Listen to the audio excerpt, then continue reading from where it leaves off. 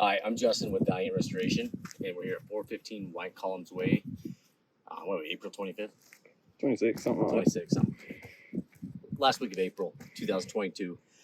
This was recently approved for a square and a half, which would be roughly 150 shingles to repair.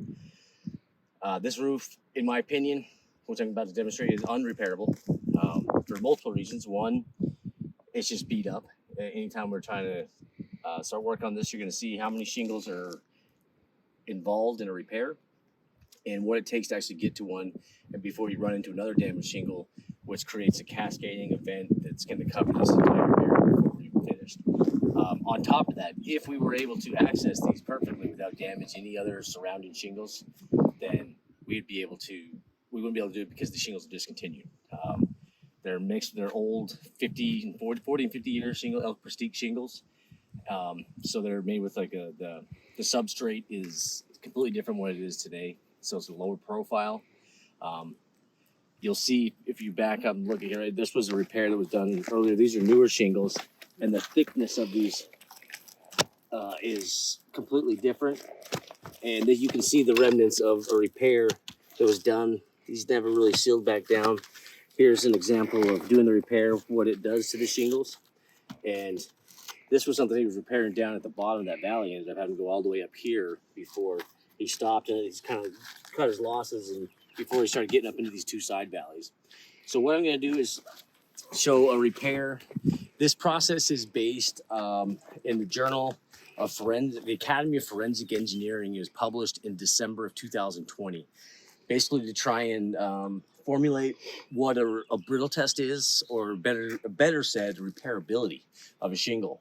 Because a lot of things come into play, the brittleness of it, the location of it, the availability of the shingle, and the accessibility of a shingle. The way that architectural shingles work is by design, they're lapped together, so they create strength in between each other. So this shingle right here is the one we're going to go to repair or replace. This one is torn. Actually, the one next to it is too, so we're going to determine this one's going to be repaired. And so what you do is you first mark out your repair shingle. Now, the shingles that are going to be accessed to do this repair are the two below it, because it crosses over this seam right here. These two are going to be accessed. Nails are going to be removed out of these ones. They're going to be potentially damaged by removing this. This shingle goes up to here. So this nail line from this shingle and the nail line from number 5 is going to be in to this one right here. So every one of these shingles, you're looking at 8 shingles that need to be accessed, whether they need to be completely pulled up. And the ones right above it right here, all these nails need to come out in order just for me to pull the shingle out.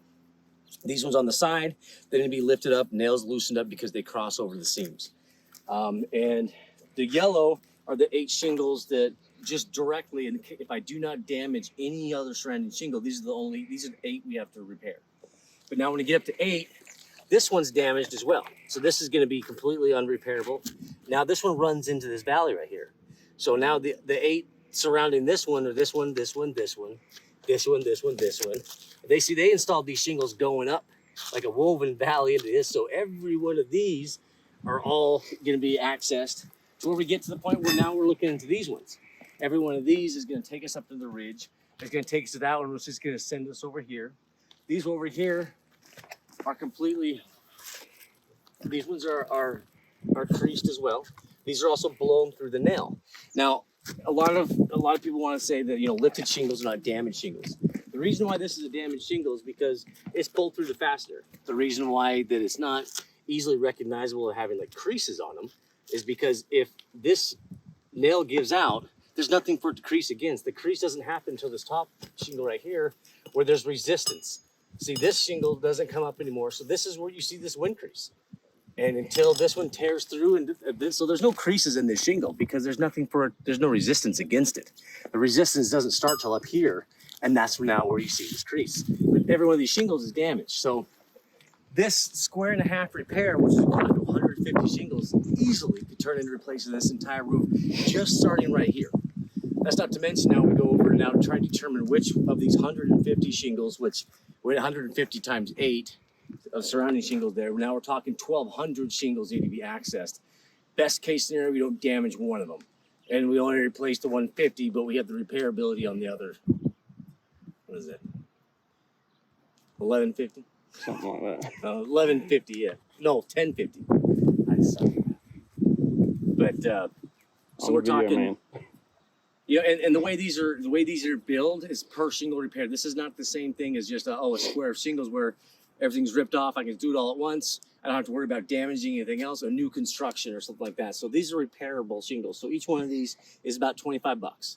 So if we had to replace 1,200 shingles on this roof, that's like $30,000 just in repairs. Would it be completely unwarranted? Because I don't know if we do miss one, then I can't warranty that because we can't warranty repair, especially something this old. That's enough for a new roof. Yeah, absolutely. That's basically, and that'd be unethical to charge $30,000 in repairs on a roof that it just replaced 1,200 shingles. It might as well replace the whole thing. This is also like this side, like this is 12-12 pitch. This old brittle shingles, it's gonna get damaged just maneuvering and walking around on these. So that's why we're in this kind of lower slope area, because it's gonna be cause less damage. So just to access this one right here, you want to be very careful because if I go hard right here, this is sealed in there, you'll cut right through the shingle.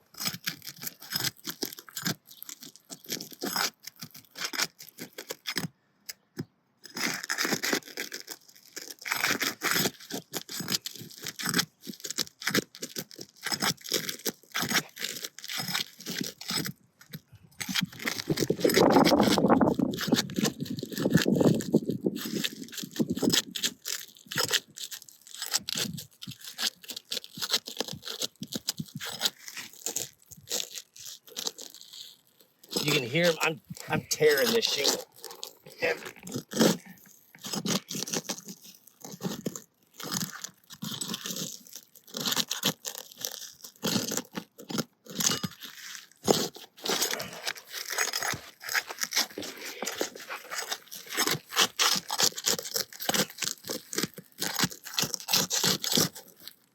See, this is the tool I'm using it here. This is a roof snake. It allows me to kind of get up in there and find the nail, pick it up. Also allows me to load a nail in here and put it up underneath the shingle. I can hammer it right here without, because otherwise there's really no way to put these nails back in without putting them through the shingle or damaging the shingle, pulverizing the top of the shingle when you're nailing down. See now,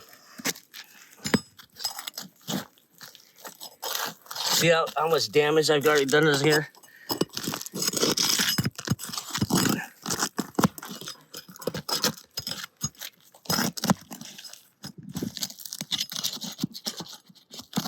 You can see where these nails are. I mean, see, like this one is toast. I got two nails out, and this is what I've done. See, this is actually very well adhesed up here, so it just took all this with it. So now when I put a new shingle on here, this is gonna be lumpy right here. This is gonna be built up there, and it's basically gonna be just covered in asphalt cement in order to get it to stay down.